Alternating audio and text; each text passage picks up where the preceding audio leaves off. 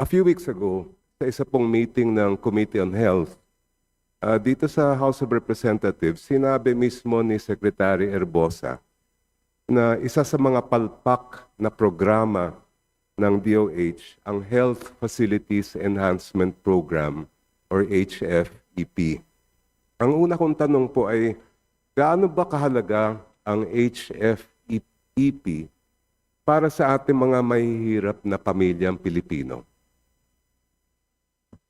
Madam Speaker, Honorable colleague, napaka-importante po nito dahil karamihan po dito bukod sa nakakatulong sa mga equipment at pasilidad ng ating mga ospital, yung HFEP po ay napupunta rin, yung pondo nito, sa ating mga primary healthcare facilities, yung ating mga health centers, rural health units, at marami pang iba. So ito po yung frontline po natin, kaya napaka-importante po talaga nito sa ating mga kababayan dahil ito po ay nakakatulong sa ating frontline healthcare services or primary care, Madam Speaker, Honorable colleague.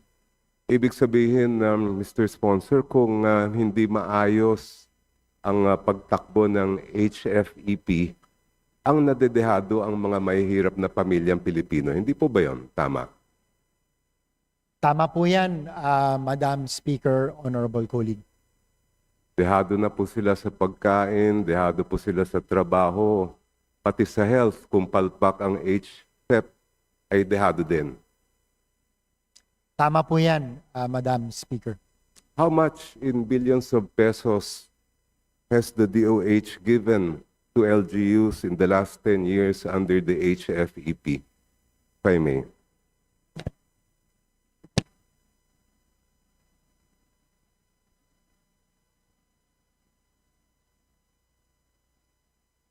Tama po ba yung halagang 400 billion in the last 10 years?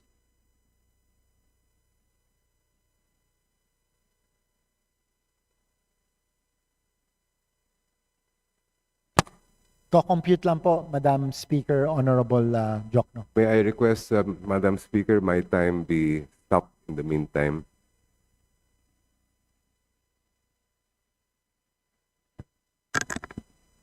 Madam Speaker, I move to suspend session. Session suspended.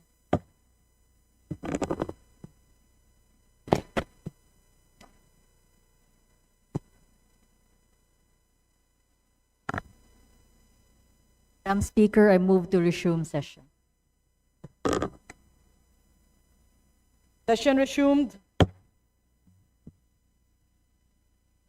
Madam Speaker, if I may continue, in the last 10 years, around 170 billion na po ang nailaan ng DOH sa HFEP for infra and equipment. So yung narinig po natin kay Secretary Herbosa nung meeting ng Committee on Health noong September 8 or 9, na sinabi po niyang 400 billion ang binigay ng DOH sa LGUs over the last 10 years, ay hindi po tama yon, 170 billion lang po. Kung isasama po yung commodities, Madam Chair, Honorable colleague, plus human resource, aabot po ng 400 billion. And yet, according to Secretary Herbosa himself, noong Committee on Health hearing, only a few health centers are actually functioning at present. Did I get that right?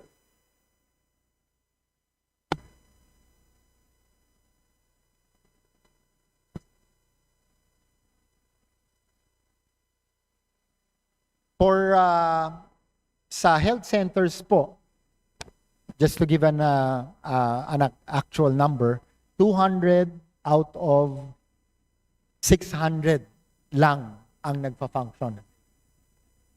Kasi dun sa mga LGUs na nag-hire ng doktor, yun po yung nagpa-function.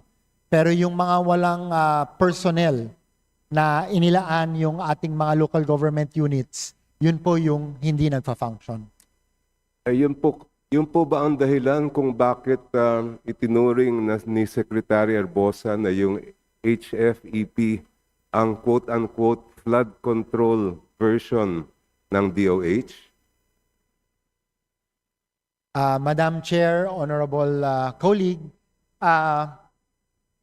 hindi po ibig sabihin nito na ghost project itong mga health centers.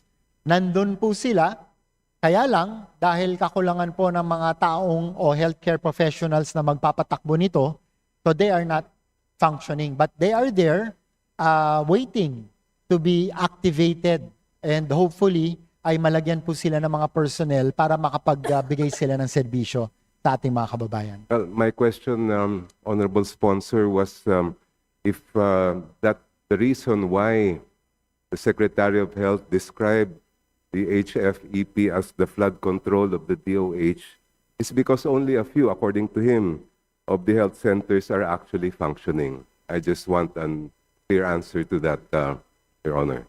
Tama po yan, Madam Speaker. Ano pong opisina sa DOH ang responsable sa pag-monitor at pag-evaluate ng performance ng Health Facilities Enhancement Program funded projects? Which office in the DOH, sir? Meron po tayo, Madam Speaker, ng HFEP Management Office under Yusek Murillo. Since according to Secretary Arbosa ay ito ngang HFEP ang flood control version ng DOH, ano po ang nagawa ni Kalihim para ayusin itong problema?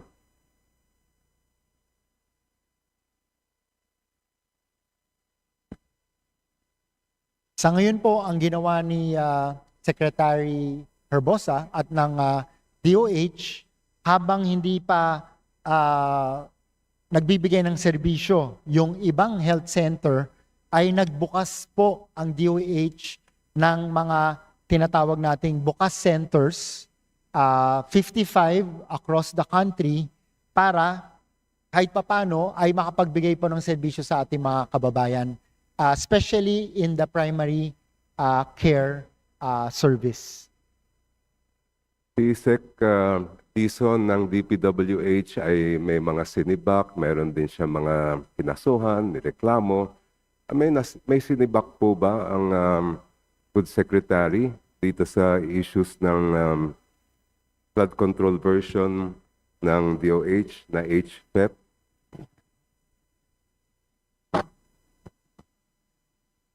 Madam Speaker, kaya po walang o may kulang sa mga healthcare na nagbibigay ng serbisyo is because wala pong human resource. And bago po ito binigay o inilaan ng DOH dito sa mga specific or particular LGUs, pumirma po sila ng MOA na lalagyan nila ng mga personnel dahil sila naman po yung nag-request nito, and probably some of our colleagues, para maitayo ito. Kaso, nung natapos na, ay siguro kulang pa rin sa pondo yung ating mga LGUs at hindi pa nalalagyan ng mga doctors, nurses, midwives. So, ito po is beyond the jurisdiction of our secretary, and I guess pwedeng makatulong dito yung DILG dahil sila po yung nagsusupervise sa ating mga local government units. Bale po ang may kasalanan ang mga LGU. Wala pong kinalaman o walang kasalanan ang Department of Health pagdating dito sa flood control version ng DOH. Madam Speaker, in good faith po yung Department of Health when they entered into a MOA with the LGU, at syempre, pinagbibigyan po nila yung request ng mga local government units thinking na talagang matatauhan itong mga health centers na ito. So in good faith po pumasok dito ang Department of Health. Has Madam the Speaker. Department of Health done anything to strengthen controls on procurement planning, screening, review, and approval of project proposals? and acceptance and inspection of procured items. Ngayon po ay vina-validate talaga ng ating DOH with the DOH representative nung probinsya para i-validate na talagang shovel ready itong mga request for HFEP facilities in localities. Has the Department of Health done anything to increase its budget utilization rate or to ensure that the budget is duly utilized? May catch-up plan po, Madam Speaker, ang DOH. And as I've mentioned earlier, dito po sa bagong HFEP guidelines ay nilawakan po yung modes of implementation nang sa ganon ay tumaas ang utilization ng HFEP, Madam Speaker. Kailan po nagsimula itong catch-up plan?